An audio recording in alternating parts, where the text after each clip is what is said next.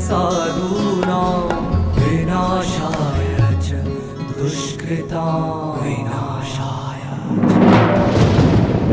धर्म संस्थापनार्थाय संभवामि युगे युगे युगे युगे युगे युगे युगे यदा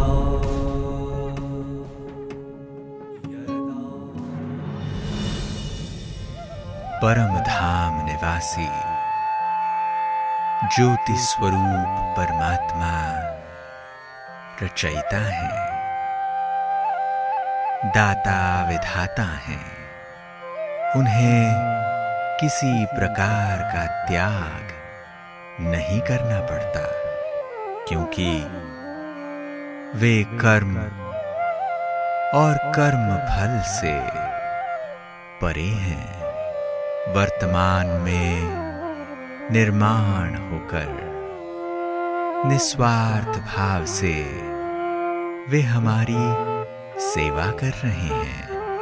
यदि हमें यह याद रहे तो हमारे कर्म श्रेष्ठ हो जाएंगे और फिर हमारे लिए कर्म फल का त्याग करते हुए उच्च कोटि के कर्मों में लग जाना और आगे बढ़ना सहज हो जाएगा। ओम शांति। कर्म क्षेत्र मानव जीवन का एक अविभाज्य अंग है। परमात्मा गीता ज्ञानदाता इस कर्म क्षेत्र में कर्म और फल के चक्कर में कभी नहीं आते।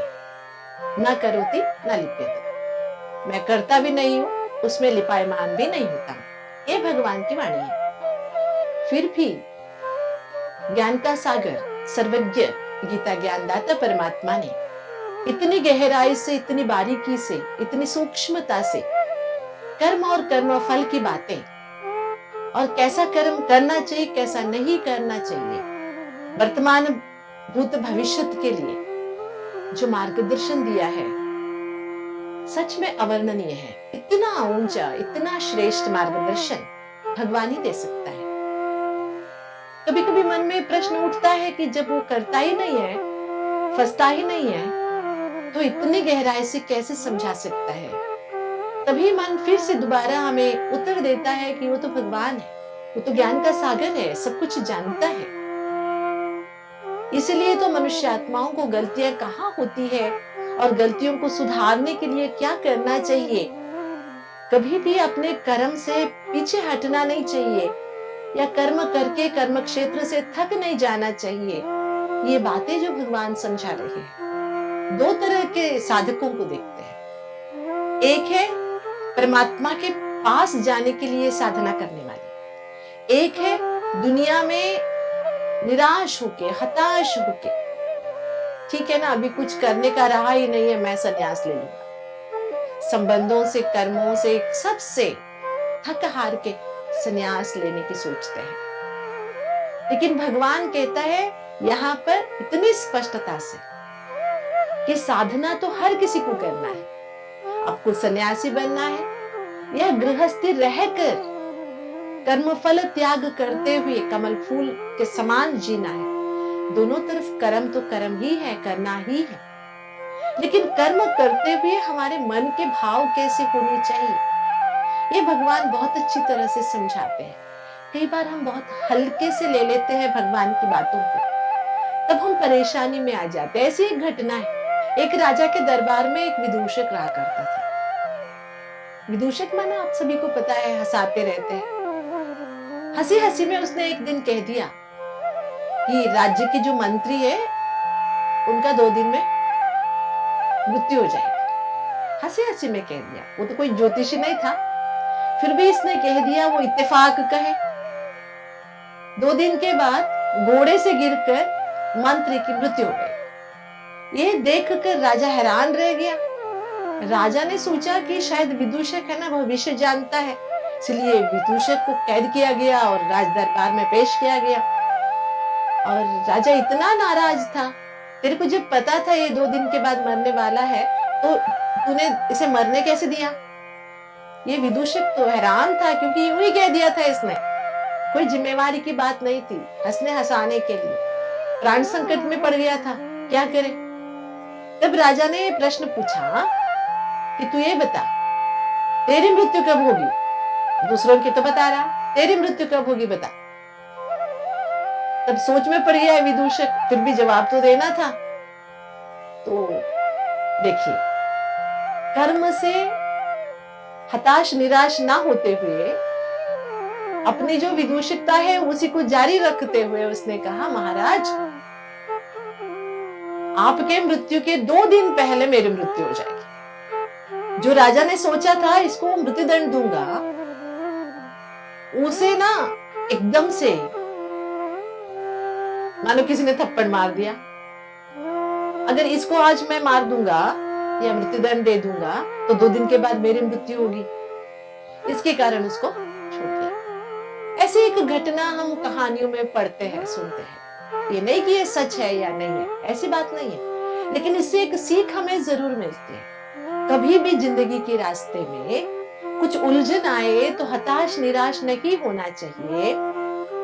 हर एक बंद दरवाजे के पीछे कुछ सच्चाई छिपी रहती है, तो बस दरवाजा खुलने की एक इंतजार करनी चाहिए। और ये तो सभी को पता है, जो ताला बनाता है वो चाबी भी जरूर बनाता है। इसलिए जो हम कर्म करते हैं, यहाँ पर अभी हम जो सुनने जा रहे हैं, कर्म फल त्याग है ना, त्याग जो है, त्याग में 3 वैरायटी बताऊंगा। दूसरे श्लोक में ही इस अध्याय में भगवान ने कहा था। 3 वैरायटी क्या है? जैसे हम हर बात की 3 स्टेप से सुनते आए, तमो, रजो और सतो, वैसे यहाँ भी कर्म फल त्याग की या त्याग की 3 स्टेप्स में भगवान हमें समझा रहे हैं। वैसे भी हमने सुना था, एक नियत कर्म, एक काम्य कर्म और एक है नैमित्तिक कर्म। वैसे हमने सुना था महात्याग, सर्वस्व त्याग और सर्वांश त्याग की भी बातें सुनी थी। यहाँ जो शास्त्रों के अनुसार जो कहा गया है, नियत कर्म, माना जो जिस घराने में जन्म लिया है उसके कुछ फिक्स नियत कर्म होते हैं। जैसे कि कोई कृषिक है ना, उसका नियत कर्म होता है कृषि देखना, पेड़ पौधे संभालना, अनाज उगाना, उसके साथ जुड़े हुए पशुधन को संभालना, घर चलाना, ये सब नियत कर्म है। अगर मोहवश होकर हम नियत कर्म को छोड़ देते हैं तो इसे तामसिक त्याग कहा जाता है। नियतस्य तु संन्यासः कर्मणो नोपपद्यते मोहतस्य परित्यागम तामसः परिकीर्तितः। मतलब मोह के कारण अगर तुमने परित्याग किया कर्म फल का, तो वो तामस कर्म फल त्याग कहलाए। अभी शुरू तामस कर्म फल त्याग से हो रहा है। जो नियत कर्म है, आजकल हम देख रहे हैं मोह के कारण बहुत सारे लोग अपने नियत कर्म से मुंह फेर रहे हैं, है ना। बच्चे बड़े हो गए, विदेशों में पैसे कमा रहे हैं, बच्चों को खेती बाड़ी करना, हाथ मैला करना अच्छा नहीं लगता। बेटी बहुएं स्पा में जाती है, हाथ नरम नरम रखना चाहती है, काम नहीं कर सकती। तो बच्चों के मोह में आकर बहुत सारे लोग खेती बाड़ी को छोड़कर शहरों में जाके बस रहे। इससे क्या हो गया? हम जो देख रहे हैं, शहर बढ़ते जा रहे हैं, अन्न की कमी हो रही है, अन्न बाहर से मंगाना पड़ रहा है, जो बहुत कीमती भी हो रहा है और जो क्वालिटी चाहिए थी सात्विकता की, वो नहीं मिल रही है। इसलिए भगवान कहते हैं मोह के कारण नियत कर्म का त्याग मत कर, संन्यास मत कर। अगर ऐसे करोगे तो ये तामस त्याग कहलाएगा। तो दुनिया में जो हम त्याग देख रहे हैं, हम सुनते हैं कि पहले जमाना था कि बड़ों की बात बच्चे सुनते थे, आज जमाना है बच्चों की बात बड़े सुन रहे हैं। क्योंकि बहुत गहरी मोह का ये जो जाल है इसमें फंसे हुए, जिसके कारण भले वो त्याग कर भी रहे हैं, लेकिन त्याग का कोई भी फल नहीं मिल रहा है, क्योंकि वो तामसिक त्याग हो गया। तो हम अपने आप को चेक करें। जैसे कि हम कई बार सोचते हैं हमें कहीं जाना है, इसलिए हम अमृत वेले ब्राह्मी मुहूर्त में उठते हैं। जो नींद का त्याग हमने किया, इसको सात्विक त्याग कहेंगे। ट्रेन पकड़ने की, फ्लाइट पकड़ने की जरूरत थी, इसलिए हमने त्याग किया, है ना? यहाँ स्वार्थ आ गया। अमृत वेले का आनंद लेने के लिए नहीं, परमात्मा से बात करने के लिए नहीं। हमने टिकट लिया हुआ है, अगर नहीं जगेंगे तो पैसा खराब हो जाएगा। इससे देखिए, छोटी छोटी बातों में त्याग तो हम कर रहे हैं, लेकिन जब सवेरे उठकर भगवान को याद करने की बात आती है, तब हम कहते नहीं, हमसे ये नहीं हो सकता। लेकिन आजकल के बच्चों को हम देख रहे हैं, रात भर ड्यूटी करेंगे जाग के, कितने भी उनके लिए हैंगओवर होता हो, लेकिन करेंगे। लेकिन अपने लिए, परमात्मा को याद करने के लिए थोड़ा जागो, कहेंगे नहीं, हमसे नहीं हो सकता। एक ही दिन तो मिला है, आज हमें अच्छी तरह से सोने दो। मतलब हर चीज हम लाभ नष्ट के हिसाब से, मोह ममता के आधार से, स्वार्थ के आधार से जो करते जा रहे हैं, इससे फायदा कुछ नहीं हो रहा है और मनुष्यात्मा दुखी होते जा रहा है। और दूसरा जो त्याग भगवान ने बताया, जो राजसिक त्याग है, दुःखमित्येव यत् कर्म काय क्लेश भय त्यजेत सकृत्वा राजसम त्यागम नैव त्याग फलम लभेत। कर्म करने से दुख होगा, ऐसे कर्म का ही त्याग कर देते हैं, इसको राजस त्याग कहते हैं, इसका कोई फल नहीं मिलता। फॉर एग्जाम्पल, कोई टीवी की धारावाही के लिए हम पूजा पाठ करने से नहीं मुख मोड़ देते, नहीं नहीं, एक जरूरी न्यूज आ रहा है, यूक्रेन का न्यूज है या कुछ है, मुझे देखना है। अगर तुम नहीं देखोगे तो वहां पर ना दुनिया नाश होने वाली तो नहीं है, लेकिन हमने उसको इम्पोर्टेंस इतना दिया हुआ है कि हम उस समय जो ध्यान करते थे या कुछ अच्छी बातें करते थे, कोई रिश्तेदार आए, बैठ के चार बातें करनी थी या भजन गानी थी या कुछ था, वो हम नहीं करते। इसे राजस त्याग कहते हैं। भगवान ने कहा ना, यज्ञ तप दान का त्याग मत करो, कर्म करते रहो। ऐसे अगर तामसिकता से करते हैं, राजसिकता से करते हैं, तो ऐसे कर्म का फल तो कभी नहीं मिलता। कितनी स्पष्टता से भगवान ने। तो सोचिए, आजकल हम किस लिए त्याग कर रहे हैं? फल की इच्छा से ही तो त्याग कर रहे हैं। इसलिए तो फल त्याग करते हुए भी फल का अनुभव नहीं होता है, खुशी की अनुभूति नहीं होती है। और आगे चलकर जो तीसरा त्याग बताया गया है, कार्यमित्येव यत् कर्म नियतं क्रियते अर्जुना संगम त्यक्त्वा फलम चैव सत्यागम सात्विको मतः। मतलब कर्म का त्याग नहीं करो, लेकिन भगवान क्या कहते हैं, नियत कर्म करते रहो और अच्छी भावना से करते रहो, फल की इच्छा का त्याग कर दो, इसे सात्विक त्याग कहते हैं। त्याग की 3 परिभाषाएं हो गई। नियत कर्म को छोड़ना नहीं चाहिए। आजकल देखिए, नियत कर्म करने की क्या विडंबनाएं हो रही है ना? हम घर में झाड़ू पोछा नहीं लगाना चाहते, ये हमारे हैसियत के लिए कम है। पोछे वाले को, झाड़ू वाले को रख देते हैं। और जो शरीर में एक्सरसाइज ना होने के कारण बहुत सारी समस्याएं हम फेस करते हैं, उसके लिए हम जिम जाते हैं, योगा क्लास ज्वाइन करते हैं, पता नहीं क्या क्या करते रहते हैं, जो पहले जमाने में कभी नहीं हुआ करता था, आज हो रहा है। जब जीभ रस से थोड़ा सा संभल के रहना चाहिए था, तब संभलते नहीं है। बाद में जब मोटापा आ जाता है, तो पता नहीं ये डाइट वो डाइट, ऐसी इसमें पैसे भी बर्बाद, समय भी बर्बाद, शरीर भी उसके साथ नहीं चलता।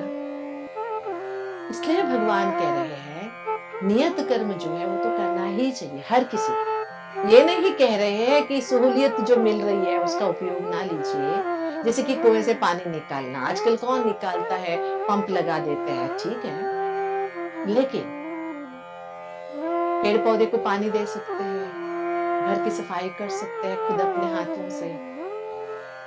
खुद काम करने से जो खुशी मिलती है ना, वो काम वालों से काम कराने से नहीं मिलेगी। एटलीस्ट रोज नहीं तो सही हफ्ते में एक बार तो किया कीजिए अपनी जो ड्यूटीज है। हमने ऐसे बहुतों को देखा है, बड़े बड़े औहदे पे रहने वाले जब बीज बोने का सीजन आता है ना, छुट्टी लेके आ जाते हैं, अपने खेतियों में काम करते हैं। कहते हैं अपनी खेतियों में काम करने का मजा ही कुछ अलग है। इसलिए भगवान कहते कर्म त्याग नहीं करो, कर्म फल का त्याग करो। वो भी राजसिक और तामसिकता से नहीं, सात्विक त्याग किया करो, जिसके फलस्वरूप शरीर, रिश्ते, दुनिया की हर हालतें और खुद का मन सब संभल जाए।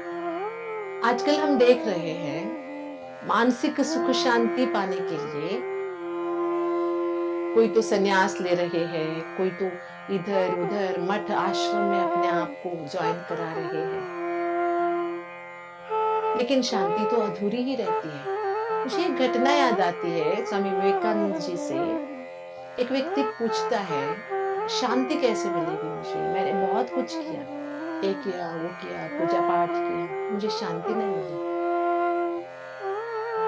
विवेकानंद जी कहते हैं सबसे अच्छा विधान है अंदर की शांति को अनुभव करने का, वो है सेवा भाव। जितना सेवा करते जाओगे खुद भी खुश रहोगे, दूसरों को भी खुश करोगे।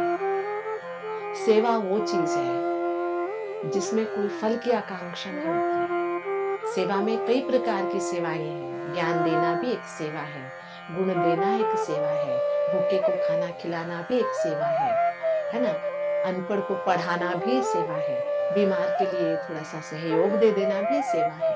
आप बचपन याद कीजिए, बचपन में हम लोग क्या करते थे, एक थोड़ी सी छोटी सी कोई चीज मिल गई, आंवला मिल गया या कैरी मिल गई है ना, सीजन के पहले मेरे हाथ आ गई, तो हम कपड़े में लपेट के उसे काट के है ना, दांत से ही काट के 4 लोग मिलके खाते थे, कितना मजा आता था उसमें। अभी तो हम खरीद सकते हैं आंवले को या कैरी, कितना भी चाहे किलोग्राम में खरीद सकते, लेकिन वो मजा नहीं है जो मिल बांट के खुशी खुशी से खाने में। कोई स्वार्थ नहीं है उसमें। इसलिए भगवान भी कहते हैं जो सेवा भाव हमारे अंदर हो, सबका भला हो, सबका कल्याण हो। श्लोक तो बहुत कहते हैं, सर्वे भवन्तु सुखिनः, सर्वे सन्तु निरामया, सर्वे भद्राणि पश्यन्तु, मा कश्चित् दुःख भाग् भवेत्। ये कहते आए सभी की भलाई हो, लेकिन मन क्या कहता है श्लोक उच्चारते समय, सबकी भलाई हो पहले मेरी हो। एक थोड़ा सा जो स्वार्थ जागता है, जिसके कारण हम बहुत सारी प्राप्तियों से वंचित रह जाते हैं। और आपको पता है हमारे जाने के बाद हमने जो स्वार्थ से कमाया वो कोई याद नहीं करेगा। ऐसे लोगों को कोई याद भी नहीं रखते, लेकिन जिन्होंने सेवा की है ना, बुलाए नहीं बुला जाता उनको। तो स्थायी कौन सा है? सेवा भाव। और इसी से दुआएं भी कमाते हैं, इसी से शांति भी प्राप्ति हो जाती है, इसी के कारण अंदर उन्हें खुशी भी प्राप्त हो जाती है। इसीलिए भगवान कह रहे हैं संन्यास से श्रेष्ठ है कर्मफल त्याग, और कर्मफल त्याग में भी सात्विक कर्मफल त्याग है ना, वो श्रेष्ठ है। फिर से हम यहाँ ये स्पष्ट करेंगे, भगवान न तामसिक त्याग करते, न राजसिक, न सात्विक, क्योंकि भगवान को तो कोई फल की अपेक्षा है नहीं, क्योंकि उसे अपना शरीर नहीं, वो तो विधाता है, रचयिता है, देने वाला है, ज्योति स्वरूप है, परम धाम निवासी है, हम बच्चों के खातिर आया हुआ है। इसलिए उसे देखकर कितनी निष्प्रता से, निष्कल्मश रीति से, निस्वार्थ रीति से वो हमारी सेवा कर रहा है। अगर ये याद रहे तो हमारे कर्म श्रेष्ठ भी हो जाएंगे, और कर्म फल त्याग करते हुए कदम आगे बढ़ाना और उच्च कोटि के कर्म में लग जाना ये आसान हो जाए। इसके लिए एक बहुत सुंदर सी बात है, तालाब की पानी हम तालाब में ही वापस डाल रहे हैं, तो हमारी घमंड किस बात की? दिया भगवान ने, उसी का दिया हुआ हम किसी को दे रहे हैं, तो मैंने दिया, मैंने किया, ये कहां से आ गया? पिछले एपिसोड्स में हमने सुना भी था, त्याग की परिभाषा शुरू होती है मैं के त्याग से। मैंपन का त्याग करो। आपको लगेगा थोड़ा मुश्किल है, लेकिन थोड़ा सा आध्यात्मिक विधान से सोचेंगे, मैं और मेरे के अंतर को जानेंगे। इसलिए मानव जीवन के हर स्टेप में हमें अपने कर्म करते हुए कर्म पर अटेंशन रखना बहुत जरूरी है। छोटेपन से, बचपन से अगर ये सिखाया जाए, फल की इच्छा नहीं रखो, अच्छा पढ़ाई करो, अंक मिल जाएंगे, अंक के लिए पढ़ाई नहीं करो। ऐसे जब पढ़ाओगे तो व्यक्तित्व का निर्माण होगा, नहीं तो आंकड़े बढ़ते जाएंगे। व्यक्ति बहुत कमाएगा, लेकिन व्यक्तित्व आधा अधूरा सा हो जाएगा, जो हम देख रहे हैं। अंदर से ताकतवान नहीं, पूरी तरह से खोखला होगा। आज की जनरेशन में हम ये खोखलापन बहुत ज्यादा देख रहे हैं, ताकि उनके अंदर जो कर्म फल त्याग करने की भावना ही नहीं है। मैंने किया है तो मुझे मिलना चाहिए। कर्तव्य से ज्यादा हक की तरफ आगे बढ़ रहे हैं, मोर्चा निकाल रहे हैं, लेकिन कर्तव्य की ओर किसी की अटेंशन जा ही नहीं रहा है। इसलिए भगवान की ये कहना कि कर्म फल त्याग में भी सात्विकता हो, तभी दुनिया में कुछ बदलाव हम देख सकते हैं। और ये आशा हम जरूर कर सकते हैं, हमारे सत्कर्मों के फल स्वरूप ही दुनिया स्वर्ग बन सकती है। ठीक है? ओम शांति। ज्ञान सागर परमात्मा ने इस गीता ज्ञान के माध्यम से हम आत्माओं को कर्म और कर्म फल का अवर्णनीय मार्गदर्शन दिया है। कर्म क्षेत्र मानव जीवन का एक अविभाज्य अंग है, इसीलिए कर्म का त्याग करना असंभव है, अपितु हमें कर्म फल का त्याग करना है। भगवान हमें कर्म फल त्याग के 3 प्रकार समझा रहे हैं। यदि मोह के कारण हमने नियत कर्म या कर्म फल का परित्याग किया, संन्यास किया, तो वह तामस कर्म फल त्याग कहलाएगा। दूसरा जो त्याग भगवान ने बताया वह राजसिक त्याग है। यह कर्म करने से हमें दुख होगा, ऐसा सोचकर कर्म का जो त्याग कर देते हैं, इसको राजसिक त्याग कहते हैं और इसका कोई फल नहीं मिलता। भगवान कहते हैं नियत कर्म करते रहो और अच्छी भावना से करते रहो। फल की इच्छा का त्याग कर दो, इसे सात्विक त्याग कहते हैं। हम कर्म करते रहें, क्योंकि संन्यास से श्रेष्ठ है कर्म फल त्याग और इसमें ही सात्विक त्याग श्रेष्ठ है। इसीलिए कर्म फल त्याग जब सात्विक होगा, तभी इस दुनिया में कुछ सात्विक बदलाव देख सकते हैं और हम यह आशा कर सकते हैं कि हमारे सत्कर्मों के फल स्वरूप ही यह दुनिया भविष्य में स्वर्ग बन जाएगी। ओम शांति।